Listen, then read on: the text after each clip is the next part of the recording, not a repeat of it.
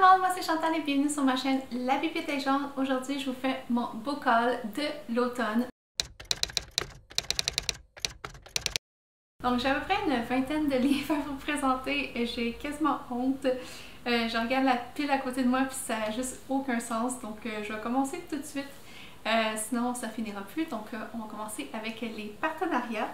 Donc de la part de Gallimard Jeunesse, j'ai reçu 2 livres. Donc premièrement j'ai reçu Chronique de l'érable et du cerisier par Camille Monceau, le tome 1, Le Masque de No, donc une fiction historique qui se passe au Japon et que je vous ai déjà parlé dans plusieurs vidéos parce que j'ai lu dans le cadre du Pumpkin Autumn Challenge et c'était dans mon top 10 de 2020. Donc vous irez voir ces vidéos-là si vous voulez plus un avis détaillé, mais c'était vraiment un gros coup de cœur.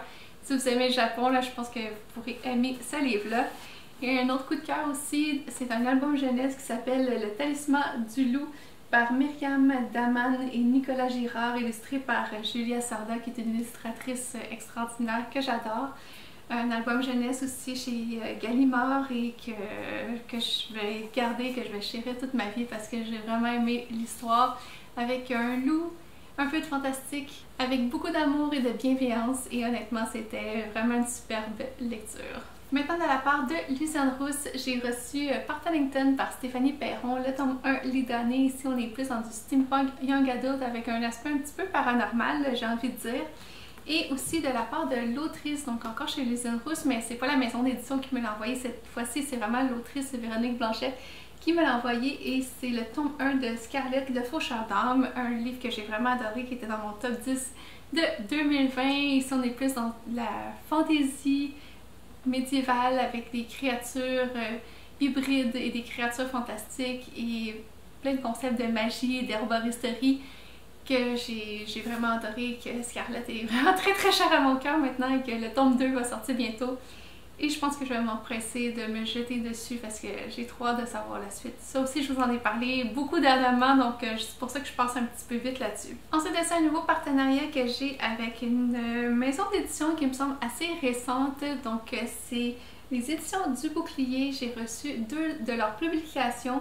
Donc, ici, j'ai La Guilde du Savoir par Janusz Jaworski, le tome 1, Les Gardiens de la Raison. Et ici, on est plus dans la fantasy... high fantasy. J'ai pas lu encore, je l'ai mis sur ma liste du Pumpkin Autumn Challenge et je devrais le lire très très bientôt, donc j'ai hâte de découvrir. Et j'avais aussi reçu Terminal, dont je vous ai parlé dans ma dernière vidéo. Terminal qui est plus ici la science-fiction post-apocalyptique avec des extraterrestres qui envahissent la Terre. Un livre que j'ai vraiment aussi beaucoup aimé. Et comme je disais, qui est passé vraiment un cheveu de se retrouver dans mon top 10 de 2020. Je sais qu'il y a le tome 2 qui est sorti. Je pense que je vais aussi m'empresser de me jeter dessus parce que c'était vraiment bon. Donc une maison d'édition qui me semble assez jeune mais qui a l'air très prometteuse, et j'ai vraiment hâte de découvrir leurs autres publications. Franchement, ça fait du bien, c'est rafraîchissant de voir enfin la fantasy science-fiction au Québec qui est vraiment top. Ensuite de ça, de la part de Interforum Canada, j'ai reçu quelques publications que je vous ai aussi parlé dernièrement parce que je les ai lues pour le Pumpkin Autumn Challenge. Donc ici, j'ai un manga de Wise Beasts of the Wizarding Wisdom par Nagabe aux éditions Komiku, qui est ici un one-shot avec des recueils de nouvelles plus romance entre des hommes ou des créatures anthropomorphisées. Et ici, on se retrouve dans une école de magie, mais bon, il n'y a pas trop de magie. Et la romance est comme un peu problématique, donc moi j'ai pas vraiment aimé, mais si ça vous tente de découvrir, vous pourrez toujours le faire. J'ai reçu aussi un de mes coups de cœur de 2020, Wicca, le manoir des sorcelages par Marie Aligno, qui est un livre fantastique cette fois-ci, avec une super belle plume et vraiment des super belles valeurs que j'ai vraiment adoré. Encore un livre que on dirait que je vous parle dans toutes mes vidéos. L'Envol du Phénix par Nikki Popretto, le premier tome. Ici, Sœur de sang aux éditions Lumen, que j'ai vraiment adoré, que j'ai dévoré, que j'ai vraiment envie de lire le 2e tome. Même si je pense qu'il est plus gros que celui-là. Ici, on est vraiment dans de la fantaisie, dans un monde qui n'existe pas et avec de la magie, un système de magie assez unique et des créatures fantastiques, des phénix, donc vraiment chouette. J'adore quand il y a des créatures fantastiques dans mes livres. Et j'ai aussi reçu un livre comme un carnet de voyage. Donc, Wabi Sabi par Amaya Arazola, un voyage au Japon aux éditions First Edition. Ici, c'est vraiment une artiste espagnole qui va raconter son voyage au Japon et comment elle le vit. Malheureusement pour moi, j'ai trouvé que c'était trop similaire à mon expérience quand je suis allée au Japon, mais si vous n'êtes jamais allé et que vous connaissez peut-être pas le pays, c'est une super belle manière de découvrir la culture nippone.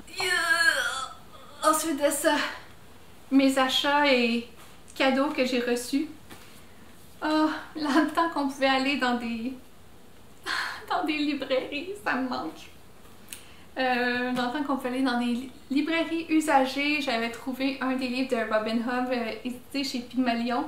Je trouve ces éditions vraiment belles, fait que même si je suis pas rendue là dans l'histoire, j'aimerais ça les collectionner. Il était quand même en pas si pire état, donc quand même contente de ma découverte. Pour 3 $, ça vaut la peine. Donc ici c'est la Cité des Anciens, l'intégrale, et ça m'a coûté 3,75 $. Donc super belle découverte. Toujours en librairie d'occasion, j'ai eu juste un autre achat qui valait aussi le détour. Donc c'est The Secret Garden par Frances Hutchinson Burnett. C'est illustré par Inga Moore et c'est chez Candlewick Press. Celui-là est un petit peu plus cher, 5 $, ben 4,75 $. C'est pas si pire, mais c'est vraiment le texte intégral du Jardin secret qui va être illustré. Je trouve vraiment beau. Je pense qu'il y a des illustrations plus pleine page, là, comme ça. C'est un peu rétro comme illustration, là, mais j'adore. Je trouve ça vraiment réconfortant comme illustration. Donc, j'ai jamais lu Le Jardin secret. Il me semble avoir vu le film quand j'étais vraiment jeune, mais j'ai plus trop de souvenirs. J'ai vraiment de redécouvrir et quoi de mieux d'avoir un livre illustré pour redécouvrir un classique jeunesse. Franchement, c'est vraiment top. Ensuite de ça, j'ai passé... j'ai un dernier achat en fait, puis après je vais passer à les livres que j'ai reçus dans un swap. Donc de la part, ben pas de la part, mais plutôt j'ai acheté à Kim de la chaîne Hello Kimi qui vendait des livres qu'elle voulait plus. Puis là c'est Elsa et ses monstres, c'est un de mes livres préférés. Donc quand j'ai vu qu'elle voulait plus, je me suis empressée de lui demander si je pouvais le prendre.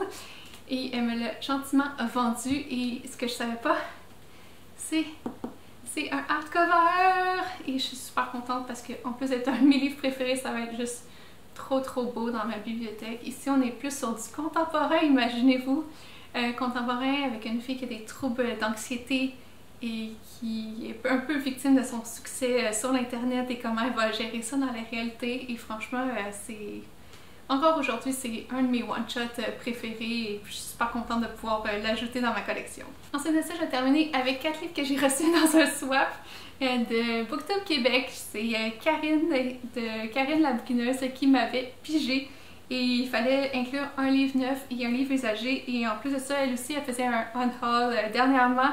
Donc, elle m'a mis dans ma boîte les livres que j'avais demandé. C'est vraiment drôle. Donc, le livre neuf, il s'agit d'une bande dessinée middle grade, donc assez jeunesse. Il s'appelle Nightfall. C'est le livre 1 d'une série, The Girl and the Galdurian par Tim Probert.